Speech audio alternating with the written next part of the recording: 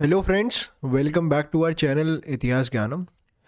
और यार आज मैं थोड़ा वर्ल्ड हिस्ट्री का सीरीज़ अपना शुरू कर रहा हूँ and I will be continuing posting in that historiography वाला सीरीज़ ऑल्सो।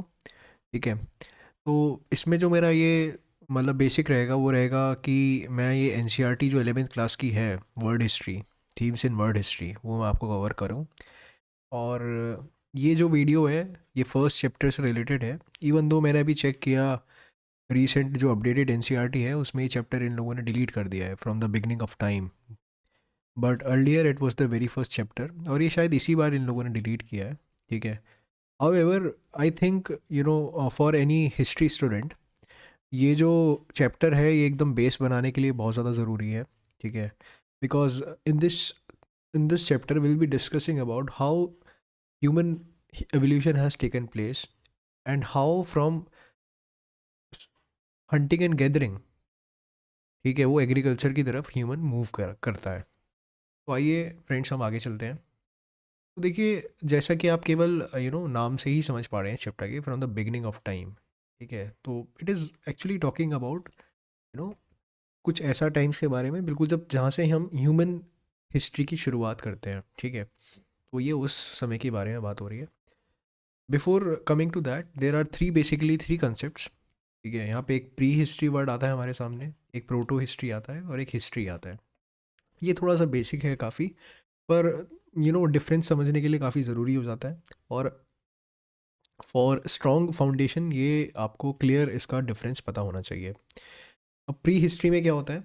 इन प्री हिस्ट्री हम वो पीरियड को बोलते हैं प्री हिस्ट्री जहाँ पे जिस पीरियड में हमारे पास उसकी स्टडी के जो एविडेंस है, वो जो एविडेंस है उनके मटेरियल रिमेन्स हैं, बट कोई भी राइटिंग वाला जो एविडेंस है वो हमारे सामने नहीं है। ठीक है। जैसे अगर हम पेलियोलिथिक एज की बात करें, स्टोन एज की बात करें, तो हमारे पास केवल बोन रिमेन्स हैं, आर्टिफैक्ट्स के रिमेन्स हैं, ठीक है, मटेरियल रिमेन्स हैं। पर हमारे पास कोई भी रिटन एविडेंस नहीं है किसी भी चीज़ का, कोई बुक नहीं है या फिर कोई इंस्क्रिप्शन नहीं है, कुछ नहीं है। So that period of history where we only have material remains and no writing evidence, that is called pre history. ठीक है। तो एग्जाम्पल जैसे आप देखेंगे, स्टोन टूल्स है, फॉसिल्स हैं, रॉक आर्ट है, सेटलमेंट रिमेन्स हैं, ये सब हमारे जो जैसे भीम बेट का हमारे रॉक आर्ट पेंटिंग्स हैं। ठीक है। ये सब हमारा जो है, क्योंकि उसमें कोई रिटन एविडेंस नहीं है हमारे पास, केवल मटेरियल रिमेन्स हैं। So that is why this period of history is known as pre history. अब आता है प्रोटो हिस्ट्री। ठीक है। अब प्रोटो हिस्ट्री क्या है? प्रोटो हिस्ट्री में हमारे पास मटेरियल रिमेन्स भी हैं। ठीक है। हमारे पास राइटिंग भी है, ठीक है, रिटन मटेरियल भी है। बट ये जो राइटिंग मटेरियल है या तो ये इनकम्प्लीट है, ठीक है, या फिर हम उसको, जो उसकी स्क्रिप्ट है या फिर उसकी जो लैंग्वेज है, हम उसको पढ़ नहीं पाए हैं, या फिर हम जो राइटिंग जो मटेरियल है उसको हम समझ नहीं पाए हैं। सो बेसिकली हमारे पास एग्जाम्पल के तौर पर अगर हम देखा जाए तो हमारे पास आर्कियोलॉजिकल मटेरियल्स हैं। ठीक है। और लिमिटेड टेक्स्ट भी हैं। जैसे टेक्स्ट में क्या हो गया, सील्स हैं हमारे पास, अर्ली स्क्रिप्ट्स हैं, फॉरेन अकाउंट्स हैं। However we can not study these text. हम मतलब उसको अंडरस्टैंड नहीं कर पाए हैं। That is why we call it कि या तो इनकम्प्लीट है या फिर ये फुली अंडरस्टूड है। सो दैट इज़ वाई जो प्रोटो हिस्ट्री है वो ऐसा पीरियड है in which we have material image as well as some writing material, but that writing material is not understood by us as of now, and we can not decipher that that script that is being used in that writing material. तो specially इसमें क्या हो जाएगा, हड़प्पा जो civilisation का हमारा जो example है, हड़प्पन जो पीरियड है, that comes under proto history. And history तो मटेरियल रिमेन्स भी है हमारे पास यहाँ पे, और रीडेबल रेगुलर क्लियर राइटिंग का मटेरियल भी है जिसको हम पढ़ सकते हैं, समझ सकते हैं। और ऐसा हमारे पास रिटन एविडेंस है। जैसे कि एग्जांपल क्या हो गया, टेक्स्ट है हमारे पास, किताबें हैं, इंस्क्रिप्शंस हैं, कॉइन्स हैं, डॉक्यूमेंट्स हैं, अलॉन्ग विद आर्कोलॉजिकल मटेरियल्स। तो that is how it is pre history, proto history and history. तो प्री हिस्ट्री समरी करने के लिए मैं आपको बता रहा हूँ, प्री हिस्ट्री यहाँ पे हमारे पास मटेरियल रिमेन्स हैं, कोई राइटिंग एविडेंस नहीं है। प्रोटो हिस्ट्री में हमारे पास मटेरियल रिमेन्स है, राइटिंग मटेरियल भी है, पर राइटिंग मटेरियल या तो अंडरस्टूड नहीं है, हम उसको समझ नहीं पा रहे हैं, या फिर बहुत लिमिटेड अमाउंट में अवेलेबल है, या फिर वो इनकम्प्लीट है। ठीक है। तो राइटिंग मटेरियल का होना ना होना वो एक बराबर है। बस हाँ, ये हम समझ सकते हैं कि उस समय के लोगों को कुछ लिखना आता था। And history is that period of time where we have material remains also, और रीडेबल रेगुलर क्लियर राइटिंग भी है।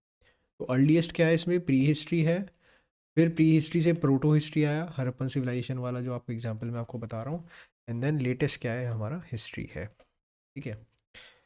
अब इसमें अब क्या है कि बेसिकली हम जो इसमें देखते हैं ह्यूमन एवोल्यूशन की अगर हम बात करें तो अर्ली मैन जो है, ठीक है, he actually evolve from apes, ठीक है, and he learn to walk on 2 feet about 3 million ago, ऐसा कुछ होता है, 3 मिलियन ईयर्स अगो, 3 MY है, it's a short acronym of million year ago. तो 3 मिलियन साल पहले जो आदमी है, इंसान है, वो एप्स में, एप्स यानी एक तरह से मंकीज़ का एक तरह से इंसेस्टर टाइप, उसी की फैमिली से रिलेटेड है। ठीक है। वहाँ से ये वन मानुष जिसे हम क्या बोल सकते हैं, ठीक है, वन मानुष भी बोल सकते हैं हाँ, एक तरह से। I am not particular about the Hindi terminology. ठीक है। तो काइंडली अगर कुछ गलत है तो प्लीज़ बेयर कर देना मुझे। तो अर्ली मैन जो पहला जो आदमी है वो वहाँ से इवॉल्व होता है, उसके बाद वो चलना सीखता है 3 मिलियन ईयर पहले, और उसके बाद ग्रेजुअली क्या होता है, उसका जो ब्रेन साइज़ है वो इंक्रीज़ होता है। ठीक है। तो क्योंकि वो एप से इवॉल्व हुआ है तो एप्स का जो ब्रेन साइज़ है वो कम है, और जो मैन का जो अर्ली मैन और जो उसका अनसेस्टर्स हैं उनका जो ब्रेन साइज़ है वो ज़्यादा बड़ा है, तो ब्रेन साइज़ उसका इंक्रीज़ हुआ ग्रेजुअली। उसके बाद अराउंड 30 और 40,000 ईयर्स अगो होमोसेपियंस, ठीक है, और वाइज मैन, ठीक है, ये हमारे अपीयर होते हैं हमारे धरती पर, and gradually they start interacting with other fellow humans, ठीक है, और जो साथ के जो ह्यूमंस हैं उनसे इंटरेक्ट करना शुरू करते हैं। They learned how to make stone tools, build shelters, use animal skin, कैसे औजार बनाने हैं पत्थरों से, और हमें रहने के क्या स्थान बनाना है, ठीक है, एनिमल स्किन कैसे यूज़ करनी है, तो वो सब सीखता है इंसान। वो आग जलाना सीखता है, वो बोलना सीखता है, learn to speak, and he also lived on hunting, fishing and gathering. या तो वो शिकार करता था, या वो मछली मारता था, या फिर वो गैदरिंग करता था, फूड इकट्ठा करता था, या तो जंगलों से करता था, या जैसे भी। ठीक है। तो ये कुछ मतलब जैसे इंसान का थोड़ा सा, ये बहुत ही मैंने एकदम रफ आइडिया दिया है कि कैसे इंसान इवॉल्व हुआ है। ठीक है। और ये जो पूरा पीरियड है, this whole period of evolution of human from apes to modern human called homo sapiens, ये हमारा कहलाता है ओल्ड स्टोन एज और पेलियोलिथिक एज। तो पेलियोलिथिक को अगर हम डिवाइड करेंगे वर्ड्स में भी, तो लिथिक का मतलब तो हमारा स्टोन हो गया। ठीक है। तो ओल्ड स्टोन एज और पेलियोलिथिक एज, ठीक है। और ये जो हमारी सारी, ये जो पूरी इंफॉर्मेशन है, ठीक है, ये अभी जो हमने इंफॉर्मेशन ली है कैसे ग्रेजुअली इवॉल्व हुआ है, ठीक है, अबाउट व्हाट हैपेंड, ठीक है, and how man lived in pre historic times, कि वो कैसे रहता था प्री हिस्टोरिक टाइम्स में, ये हमारे सामने कैसे आई है, ये हमारे सामने आई है आर्कियोलॉजिकल एक्सकेवेशंस के थ्रू। ठीक है। जो पुरातात्विक हमारे एक्सकेवेशंस होते हैं, ठीक है, साइट्स होती हैं, खुदाई होती है, जो डिफरेंट स्कॉलर्स होते हैं जो वो इन्वॉल्व होते हैं इन एक्सकेवेशंस में। ठीक है। एंड जब वो डिग करते हैं तो कुछ मटेरियल रिमेन्स हमें धरती से मिलते हैं, और जब वो धरती से मिलते हैं तो हम उन मटेरियल रिमेन्स की स्टडी करते हैं, and through that, through after studying those materials, ठीक है, और through the understanding that they have built from that material remain, ठीक है, हमारे सामने ये एवोल्यूशन की जो पिक्चर है वो हमको नज़र आती है। तो दैट इज़ हाउ ये जो स्टोरी ऑफ एवोल्यूशन है, ये आर्कियोलॉजिकल एविडेंसेस के थ्रू, आर्कियोलॉजिकल एक्सकेवेशंस के थ्रू हमारे सामने आई है। ठीक है। नाउ अब आते हैं हम, ठीक है, ये कुछ शब्द होते हैं कल्चर, संस्कृति और सभ्यता। ठीक है। ये थोड़ा सा बहुत वैसे तो, और जब हायर क्लासेस में पढ़ेंगे तो काफ़ी अच्छे से हमें इन दोनों के बीच में डिफरेंस समझ में आ जाता है, बट सिंस ये बिल्कुल ही हमारा बेसिक चैप्टर है तो मैं आपको यहाँ पे बहुत ब्रॉड टर्म्स में समझाना चाहता हूँ कि कल्चर क्या है। तो कल्चर आप एक ब्रॉड टर्म समझ सकते हैं, इन विच वी स्टडी कि क्या करते हैं कि how man earns his living, आदमी कैसे अपनी जीविका अर्न करता है, क्या किस तरह के घरों में वो रहता है, ठीक है, किस तरह की स्किल्स उसके पास हैं और वो क्या प्रोड्यूस करता है। ठीक है। नॉलेज क्या है, नॉलेज उसने क्या एक्वायर की है, उसका जो बिलीफ सिस्टम है उसको, वो किन किन चीज़ों पर विश्वास करता है, और उसके पास क्या क्या फ्री टाइम है, और उसको वो फ्री टाइम को कैसे स्पेंड करता है। जब हम इन सारी चीज़ों की तरफ ध्यान देते हैं और उसको स्टडी करते हैं, ठीक है, ये सारी जो चीज़ें हैं, ये कॉम्बिनेशन कहलाता है, उसको कहते हैं हम आदमी की संस्कृति को पढ़ रहे हैं। दिस इज, तो संस्कृति is actually a combination of all such things and many more things also. ठीक है। अब कल्चर के बारे में कुछ हमारी क्या चीफ कैरेक्टरिस्टिक्स हैं, कि चेंज इन कल्चर, संस्कृति में जो चेंज है वो हमारा कंटिन्यूस है, ठीक है। Change in the culture has been continuous, but ये जो पेस है, कितनी तेजी से वो चेंज आ रहा है, the pace of change it has not been same. ये सेम नहीं है, ये एक सा नहीं रहा है। और इन एवरी पीरियड ऑल्सो, अगर हम एक पीरियड से दूसरे पीरियड की तरफ के साथ हम कंपेयर करें, तो हमें दोनों पीरियड्स में जो पेस ऑफ चेंज है, ठीक है, कि चेंज किस रेट से, कितनी तेज़ी से वो चेंज हो रहा है, क्या क्या चेंज हो रहा है, कल्चर। ये तो फिक्स है कि कल्चर कंटिन्यूसली चेंज हो रही है, बट वो कितनी स्पीड के साथ चेंज हो रही है, ये ना तो दो पीरियड को अगर हम कंपैरिजन करेंगे तो ना तो वो जो रेट ऑफ चेंज है वो आपको सेम मिलेगा, ना ही अगर हम दो पार्ट्स ऑफ वर्ल्ड, हम किन्हीं भी विश्व के दो हिस्सों को कंपैरिजन करेंगे, तो हमें वो जो चेंज है कल्चर में, जो चेंज आ रहा है, ठीक है, कंटिन्यूस चेंज तो आ रहा है, बट जो रेट ऑफ चेंज है वो हमें ना तो वो किसी दो टाइम पीरियड में सेम मिलेगा, ना वो किसी दो जगहों पे सेम मिलेगा, ठीक है। So therefore what we can say that rate of change of culture, though it is a continuous, but it is non-uniform rate of change, therefore culture progresses at non-uniform rate, ठीक है। और जो culture है वो interconnected cultures हैं, यानी कि एक जो संस्कृति है वो दूसरी जगह की संस्कृति के साथ भी इंटरेक्ट होती है, जैसे कि उनके बीच में व्यापार भी होता है, एक विचारों का, थॉट प्रोसेस का आदान प्रदान भी होता है, ठीक है। So that is why one culture gets definitely interacted with another culture, ठीक है। और जो हाईली डेवलप्ड कल्चर्स होती हैं, ठीक है, उनसे बनती है सिविलाइजेशन, ठीक है बॉस। सिविलाइजेशन को बोलते हैं हम सभ्यता, सभ्यता, सभ्यता, सभ्यता, ठीक है। और कल्चर को बोलते हैं हम संस्कृति। तो ये कुछ चीज़ें हैं। अब अब थोड़ा सा आर्कियोलॉजी की तरफ देख लेते हैं, ठीक है। आर्कियोलॉजी क्या है? आर्कियोलॉजी इज़ एक्चुअली, ठीक है, पुरातत्व जिसको बोलते हैं, archaeology is actually a science of digging up old sites, the form of mounts and ruins to throw light everyday lives and occupations of remote. तो एक तरह से ये एक विज्ञान है, किस चीज़ का विज्ञान है? खुदाई करने का विज्ञान है, of science of digging up old sites. आप कभी अपने गांव वाले एरिया में जाओगे तो टीले मिलते हैं कुछ ऊंचे, आप जहाँ पे रह रहे हैं उससे थोड़ा सा गांव में ही आपको एक अलग ऊंचा सा स्थल दिखेगा, ठीक है, उसको बोलते हैं टीला। तो वो जो टीले होते हैं वो बहुत सारे जो, मतलब उनके नीचे परतें जमती जाती हैं, उनके ऊपर जमती जाती हैं, दैट इज़ हाउ वो टीले डेवलप होते हैं, ठीक है। तो वो काफ़ी पुराने होते हैं, so these are old sites. तो जो ये आर्कियोलॉजिस्ट होते हैं ये उन साइट्स पे खुदाई करते हैं, ठीक है, उनकी डिफरेंट लेयर्स को निकालते हैं, उनमें बिल्कुल डिग करते हैं, अलग अलग इनके पास औजार होते हैं, ठीक है। और उनके पास उसके बाद जो डिफरेंट लेयर्स में उनको आर्टिकल्स मिलते रहते हैं, अलग अलग जो रिमेन्स मिलते रहते हैं, ठीक है, कहीं कोई सिक्का मिल गया, कहीं कुछ हमारे कोई औजार मिल गया, कहीं कोई डेली उसका आइटम मिल गया, पॉटरी मिल गई, ठीक है, बर्तन मिल गए, ठीक है। तो उन बर्तन, फिर उन सब चीज़ों की स्टडी करते हैं और उसके थ्रू वो उनकी उस समय के जो लोग थे उनकी लाइफ के ऊपर प्रकाश डालने की कोशिश करते हैं। दैट इज़ दिस होल, ये जो पूरी स्टडी होती है इसको बोलते हैं आर्कियोलॉजी, ठीक है। तो आर्कियोलॉजी में क्या क्या हमारे साथ हमारे पास निकलता है, ठीक है, किस किस तरह के ऑब्जेक्ट्स निकलते हैं, टूल्स एंड वेपन्स निकलते हैं, ठीक है, खुदाई जब करते हैं। कुछ कभी कभार मॉन्यूमेंट्स एंड रेलिक्स भी निकल जाते हैं, इंस्क्रिप्शंस भी निकल जाते हैं। Art and crafts of ancient people, वो किस तरह के मतलब आर्ट और क्राफ्ट के मटेरियल यूज़ करते थे, जैसे कभी कभार ज्वेलरी का आइटम भी निकल जाता है।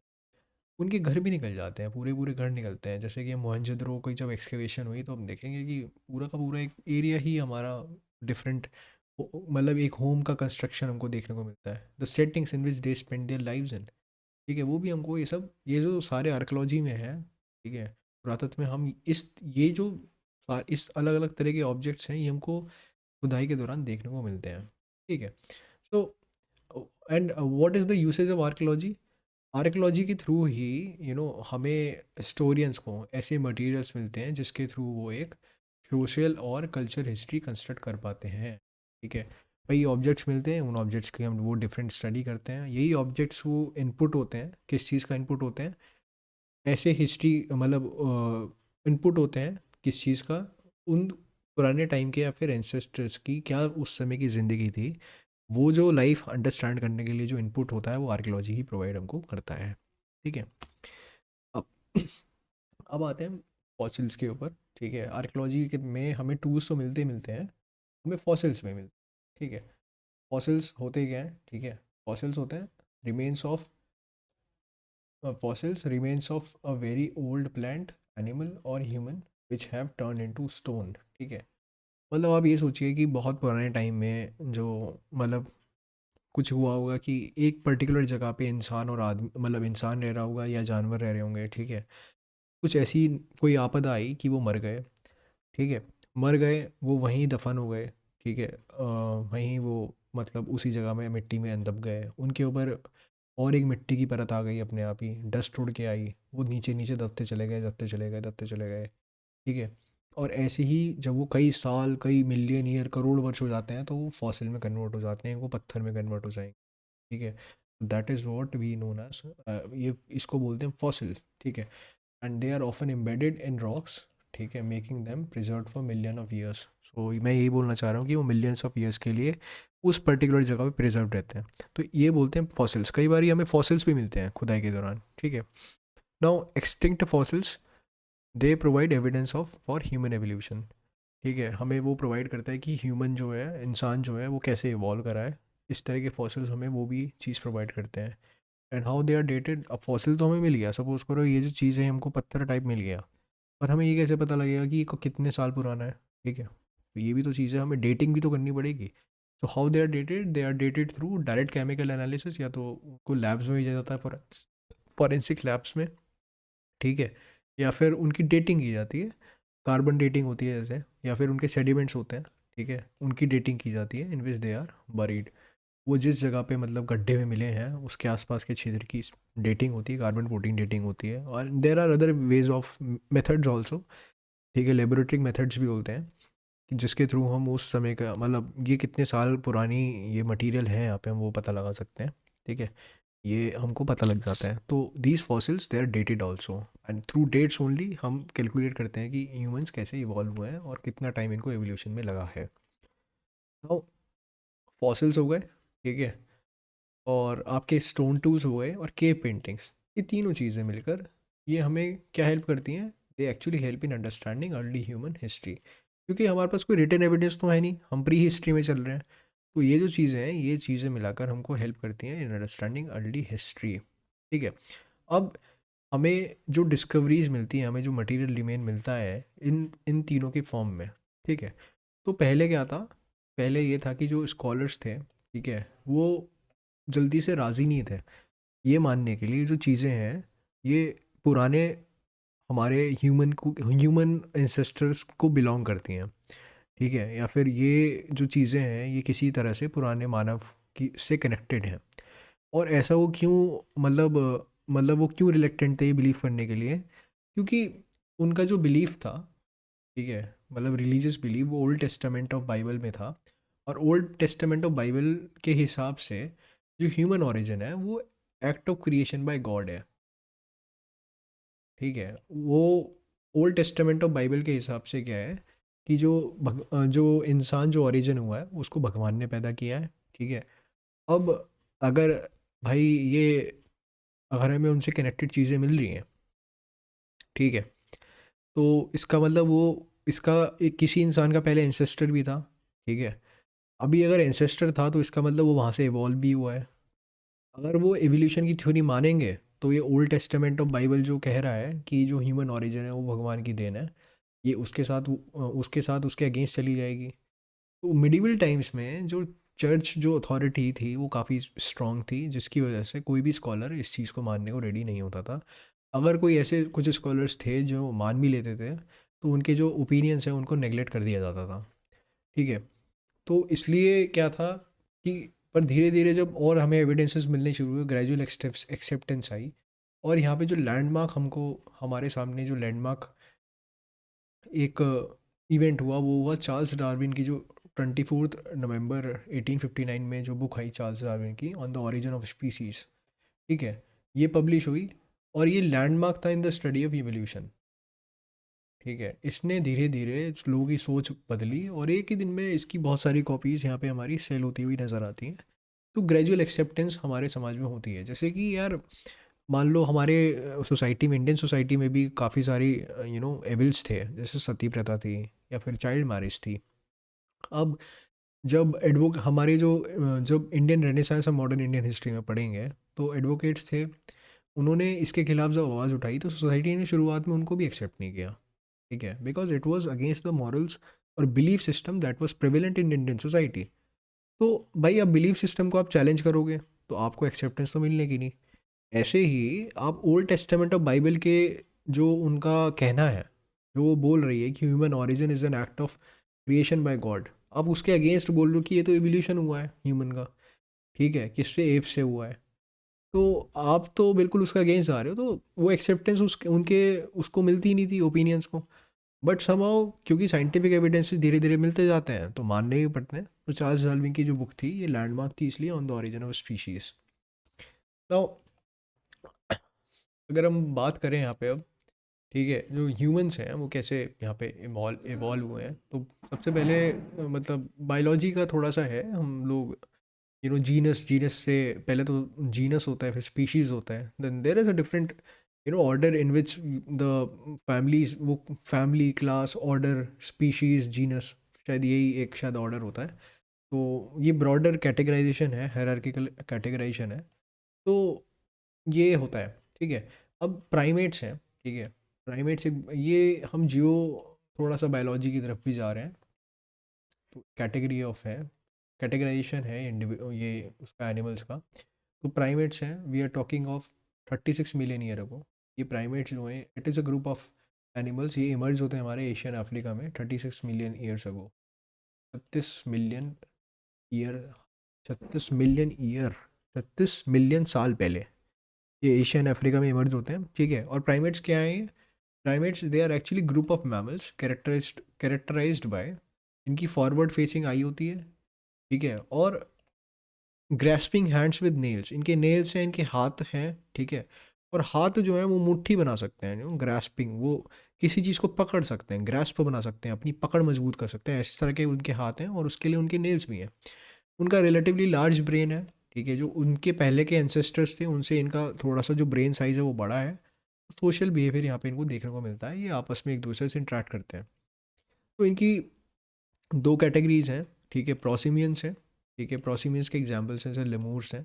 या आप एक तरह से आप ये सब गूगल पे सर्च करना, लेमूर्स क्या होते हैं, आप जब इसकी पिक्चर देखोगे आपको समझ में आ जाएगा। और प्राइमेट्स का ही दूसरा कैटेगराइजेशन है एंथ्रोपॉइड्स। ठीक है, एंथ्रोपॉइड्स में हमारे मंकीज़ आ गए। ठीक है, मंकीज़ के बाद हमारे एप्स आए। एप्स के बाद आते हैं होमिनॉइड्स। होमिनॉइड्स ये 24 मिलियन साल पहले होमिनॉइड्स इवॉल्व हुए हैं। और होमिनॉइड्स देखो आप, ये इस तरह से हैं, मैंने पिक्चर आपकी लगा रखी है।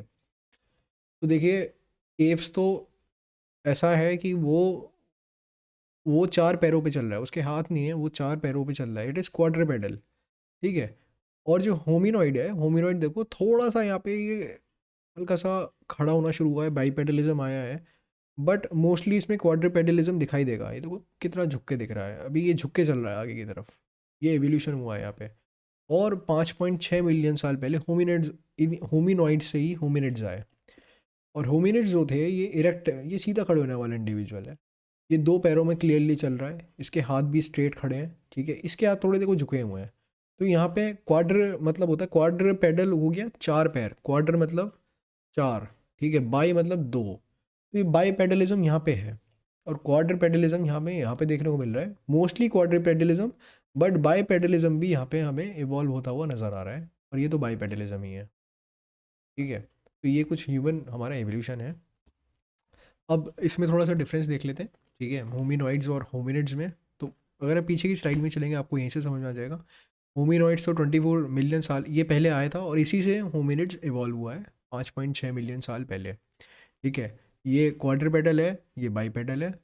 ठीक है, देख लेते हैं इनका डिफरेंस। टाइम पीरियड देखो अप्रॉक्सीमेटली 24 मिलियन ईयर्स अगो होमिनॉइड, क्योंकि होमिनॉइड से ही होमिनिड्स आए हैं, यहाँ पे 5.6 मिलियन ईयर अगो ये आया है। मोस्टली क्वाड्रपेडल। ठीक है, ये बाईपेडल है, वो मैंने बताया ही है। इसका छोटा साइज़ है, ब्रेन साइज़ छोटा है। इसका बड़ा ब्रेन साइज़ है कंपैरेटिवली। ठीक है। और एग्जाम्पल हो गया इसका गोरिल्लाज और गिबॉन्स, इसके हैं ऑस्ट्रेलोपिथेकस और होमो इरेक्टस। ये हमारा होम जो होमो सैपियंस जो हमारी कैटेगरी है उसके ही हमारे हमारे एंसेस्टर्स हैं, ऑस्ट्रेलोपिथेकस एंड होमो इरेक्टस। अब होमिनिड्स जो हैं, ठीक है, होमिनिड्स इनका अफ्रीकन ओरिजिन है, ठीक है, बट एविडेंस क्या है हमारा कि अफ्रीका में वो इवॉल्व हुए थे हमारे एंसेस्टर जो होमिनिड है, ठीक है, ये एंसेस्टर हमारे अफ्रीकन ओरिजिन है। इसका क्या एविडेंस है? इसका एविडेंस ये है कि जो अफ्रीकन एप्स हैं, ठीक है, ये they are the most closely related to hominids. ठीक है, जो अफ्रीकन में जो एप्स पाए जाते हैं दे आर मोस्ट बायोलॉजिकली, ठीक है, they are most closely related to hominids. और दूसरा जो एविडेंस है ये है कि इनका जो फॉसिल फाउंड हुआ है, ठीक है, जीवाश्म जो हमारे फाउंड हुआ है, होमिनिड फॉसिल जो फाउंड हुआ है वो हमारा होमिनिड फॉसिल किसका फाउंड हुआ है? ऑस्ट्रेलोपिथेकस का। हमने ऊपर पढ़ा है ऑस्ट्रेलोपिथेकस, ठीक है। ये हमें कहाँ मिला है? इसका जो जीवाश्म मिला है, फॉसिल मिला है, ये हमें ईस्ट अफ्रीका में मिला है। और इसकी जो डेट करते हैं वो 5.6 मिलियन साल पहले का ये जीवाश्म को मिला है। और जबकि हमें जो अफ्रीका के बाहर जो हमें फॉसिल मिले हैं, जीवाश्म जो मिले हैं ऑस्ट्रेलोपिथेकस के या फिर होमिनिड के, वो मिले हैं 1.8 मिलियन ईयर पुराने हैं, ठीक है, क्योंकि मैंने बताया ना उनकी डेटिंग होती है। तो इसका मतलब क्या है कि जो पुराने हैं तो भाई यहीं से आए हैं, इसका मतलब तो होमिनिड का जो एवोल्यूशन है, ठीक है, तो ये they are of African origin. And evidence हमारे पास ये दो हमारे सामने है। नाउ ये मैंने बहुत ही इजी वे में समझाने की कोशिश करी है ताकि आप लोगों को बड़े अच्छे से समझ में आ जाए, क्योंकि अगर टेक्सचुअल मैटर हम लोग पढ़ते हैं तो बहुत ज़्यादा बोरिंग हो जाता है थोड़ा सा समझने के लिए, और कुछ नहीं है, ठीक है।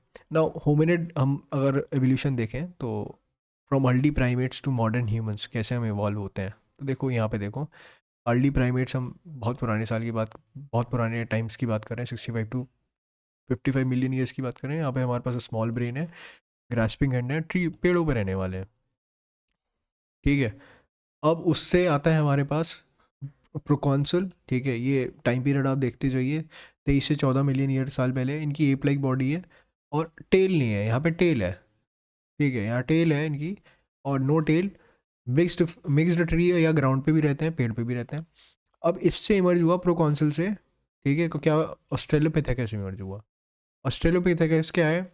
ये 4.2 या फिर 1.6 मिलियन साल पहले, 5.6 मिलियन साल पहले ही हमको ऑस्ट्रेलोपिथेकस मिल गया था। ये बाईपेडल है, इसका थोड़ा कंपैरेटिवली तो इससे बड़ा ब्रेन है इनका, ठीक है, बट फिर भी स्मॉल ब्रेन है। आगे होमो हैबिलिस या फिर होमो इरेक्टस से, ये अफ्रीका से आया था, और बाईपेडल है, इसमें स्मॉल ब्रेन है। इससे इवॉल्व कौन होता है?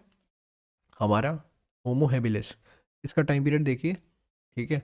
और ये स्टोन टूल बनाता। होमो हैबिलिस क्या है? ये फर्स्ट ह्यूमन एंसेस्टर है जो स्टोन टूल बना रहा है।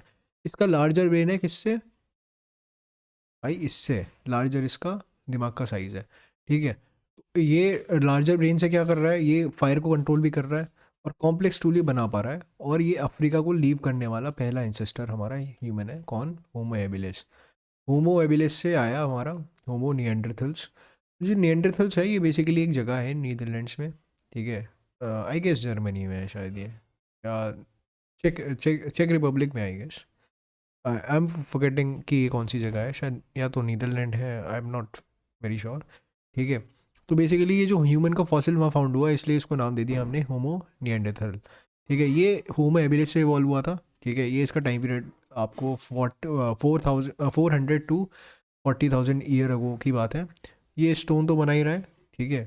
और ये होमो इरेक्टस यहाँ से इवॉल्व हो रहा है, और स्टॉकी बिल्ड है इसका, लार्ज नोज है, बरीड डेड है। और फिर आता है मॉडर्न ह्यूमन, होमोसेपियंस। ये हाईली इंटेलिजेंट ह्यूमन बीइंग है, कॉम्प्लेक्स कल्चर है, ग्लोबल स्प्रेड है, पूरी दुनिया में फैला हुआ है ये, ठीक है। तो that's how humans have evolve from early primates to homo sapiens. अब जो ऑस्ट्रेलोपिथेकस है, ये जो वर्ड है, ये it's a combination of Latin and Greek word, ठीक है। ये जो वर्ड ओरिजिन है मैंने इसकी बात कर रहा हूँ, और इसका जो फॉसिल है, इसका जो जीवाश्म है, ये हमारा ओल्डुवाई जॉर्ज है, रिफ्ट वैली ईस्ट अफ्रीका में। ये वहाँ पे इसका यू नो फॉसिल पाया गया है। और इसका फॉसिल यहाँ पे हमको पाया गया है ऑस्ट्रेलोपिथेकस का। ये 5.6 मिलियन ईयर अगो वाला हमारा इसका फॉसिल है। And what are actually primates? Primates तो मैंने वैसे पहले भी आपको वो बता दिया था, they are actually mammals belonging to the order primates. और characters by grasping hands and feet, large brains related to body size and, यार ज़्यादा यूज़ हो गया, sorry guys,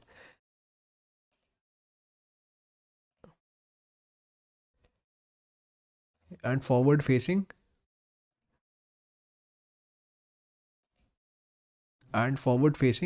eyes providing stereoscopic vision. तो ये कुछ इनको इसको विजन है, ठीक है, ये वो देख सकता है, इसका ये इवॉल्व ऐसे हुआ है। Now, अब ये जो मतलब ऑर्गन्स हैं ये कैसे इवॉल्व हुए हैं, ठीक है, कि भाई इसका जो है आपका ये पॉजिटिव फीडबैक मैकेनिज्म है इन ह्यूमन एवोल्यूशन, ठीक है। ये बेसिकली क्या होता है कि जब हमारे हैंड्स फ्री हुए तो मतलब कैसे कैसे, मतलब देखो आप ये देखो ब्रेन साइज यहाँ पे इंक्रीज हुआ, ठीक है, तो large brain stores more knowledge, ठीक है। अब इससे ब्रेन साइज अच्छा होएगा, मोर नॉलेज आएगी तो हम बेटर टूल्स बना पाएंगे, और टूल मेकिंग प्रॉब्लम को हम ज़्यादा अच्छे से टैकल करेंगे। टूल जो है वो हमको हंटिंग करने में हेल्प करेंगे और शेल्टर्स बिल्ड करने में हेल्प करेंगे। उससे क्या होगा, हमारा जो सर्वाइवल रेट है वो बढ़ जाएगा, ठीक है, हमको सर्वाइवल एंड सक्सेस एडवांटेज मिलेगा। तो मोर फूड, हमारा ज़्यादा खाना होगा और हेल्थियर ग्रुप्स होंगे। और अब ज़्यादा खाना हुआ, ठीक है, और हेल्थियर ग्रुप्स हैं तो उससे क्या होगा, हमारी पॉपुलेशन बढ़ेगी, ठीक है, हमारा जो कॉम्प्लेक्स सोशल ग्रुप है वो फॉर्म होगा।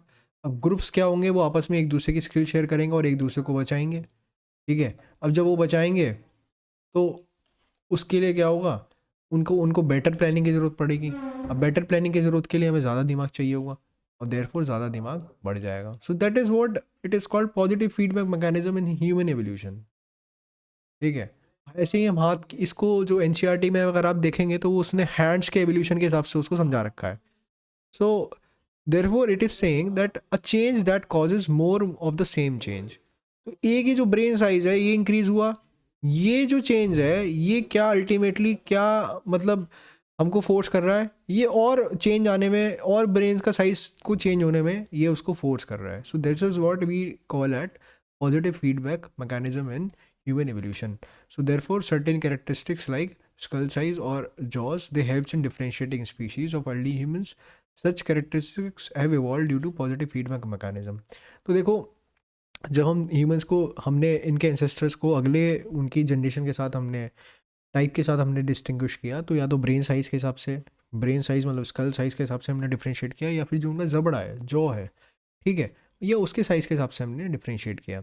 सो ये जो हमारा जो डिफरेंस आया है ये actually these characteristics they have evolve due to positive feedback mechanism in human evolution, जो हमने यहाँ पे डिस्कस अभी करी है।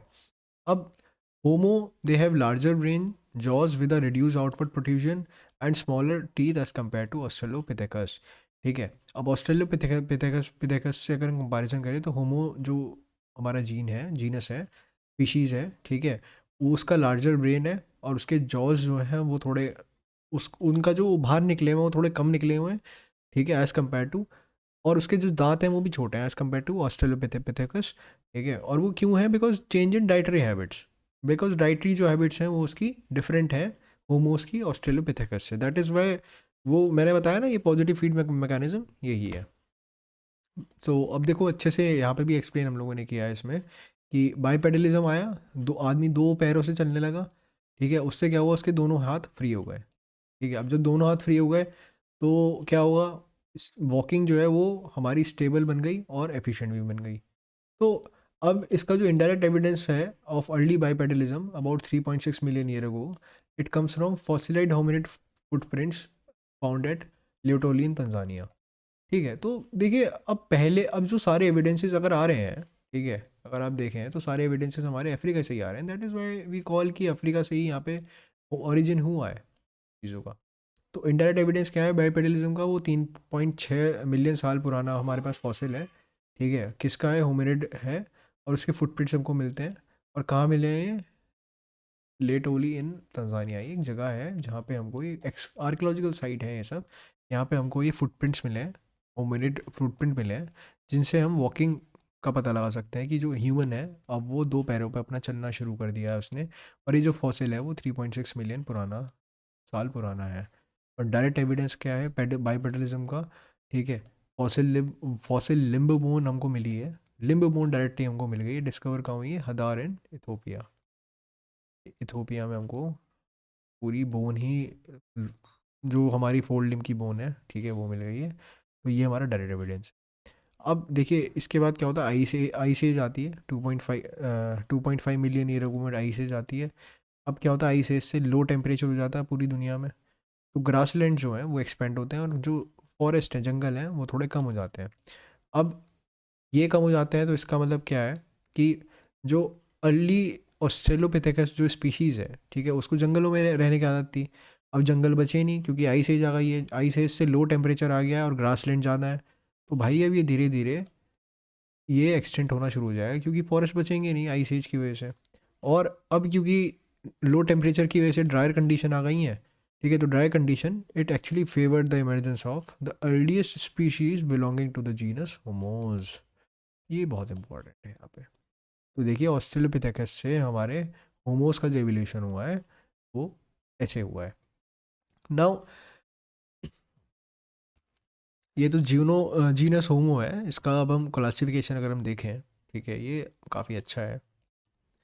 तो होमो क्या मतलब क्या होता है, होमो means man in Latin and included both man and women. अब बेसिकली होमो हेबिलिस है, ठीक है, होमो हेबिलिस है, होमो इरेक्टस है, ठीक है, और होमो सेपियंस है। होमो सेपियंस को अगर हम डिवाइड करें तो होमो एडिल बर्जेनेसिस है, आर्किक होमो सेपियंस, या फिर होमो निएंडरथाल्स है, ठीक है। अब होमो एबिलिस तो सबसे पुराना ही हो गया, ठीक है। अब होमो हेबिलिस सबसे पुराना हो गया, ये अर्लीस्ट होमो स्पीशीज़ है, ये फर्स्ट टूल्स बनाता है, ठीक है। होमो हेबिलिस मैंने आपको पिछली स्लाइड में ही बताया था। और इसकी जो फोसिल लोकेशन है हमको इथोपिया में मिले हैं होमो में, या फिर ऑल द वाई जॉर्ज में मिले हैं तंजानिया में। ब्रेन साइज़ है, सिंप्लीफाइड ब्रेन साइज़ है। फिर आया आपका होमो इरेक्टस द अपराइट मैन, ठीक है। ये इसका टाइम पीरियड देखिए 2 to 1.5 मिलियन ईयर को ऑनवर्ड्स, और ये पूरा सीधा चलता था, ठीक है, ये माइग्रेटेड वाइडली। और अफ्रीकन फॉसिल्स यहाँ पे कूबी फोरा में मिले हैं या वेस्ट तुर्काना के इंडिया में मिले हैं, ठीक है। और एशियन फॉसिल्स हमको मिले हैं इसमें मोजो केरतो सेंग्रियान जावा में, और सर्वाइवल है नियरली 1 मिलियन ईयर को। तो माइग्रेशन जो रूट है वो ईस्ट अफ्रीका से पहले सदर्न अफ्रीका गया, नीचे गया, ऐसे गया, फिर नॉर्दर्न अफ्रीका में गया, नॉर्दर्न अफ्रीका से southern and north eastern Asia में गया, और उसके बाद फिर यहीं से यूरोप में चला गया, ऐसे। ये होमो इरेक्टस जो है वो ऐसे से फैला है। अब होमो सेपियंस जो ये वाइज थिंकिंग मैन है, ठीक है, इसका 0.8 मिलियन से लेकर 0.1 मिलियन ईयर को लगाओ, distribution Africa Asia and Europe. और डिस्कवरी लोकेशन मैंने आपको बताया हीजलबर्ग, ये जर्मनी में हमको यहाँ आपको देखने को मिलता है कि ये जो फर्स्ट जो हमारा ये वर्ड है, ये हमारा बेसिकली साइड जहाँ पे हमको फॉसिल मिलता है वहाँ पे ये हम उसको नाम दे देते हैं। तो कैरेक्टरिस्टिक क्या है, एडवांस स्टोन टूल, ठीक है, यहाँ पे है। फिर होमोनियन आर्केक ह्यूमन स्पीशीज, इसका टाइम पीरियड देखिए आप, distribution Europe western central Asia, and named after Neander valley Germany, discovery location. मैंने आपको जर्मनी बताया था वो, तब मेरे को उस समय ध्यान नहीं आ रहा था। और एक्सटेंट डिसअपियर्ड हो गया around 35,000 years ago in western Europe, adapted to ice age conditions. So this is the basic classification of human evolution and homo species basically. And Homo जो है वो किन किन उसमें फर्दर जो उसका डिवीजन है वो ऐसे है। एंड आगे मैं आपको next part of the video में आपको और इंटरेस्टिंग चीज़ें बताऊंगा, एंड हाउ ह्यूमंस मतलब वो कैसे न्यूरोलिथिक एज की तरफ एंड एडवांस टूल मेकिंग की तरफ वो जाते हैं। तो and we will be talking about how language and their communicate how they use to communicate, ठीक है। तो ये सब की जो डिस्कशन है ये हम अपनी नेक्स्ट लेक्चर में करेंगे। Thank you guys.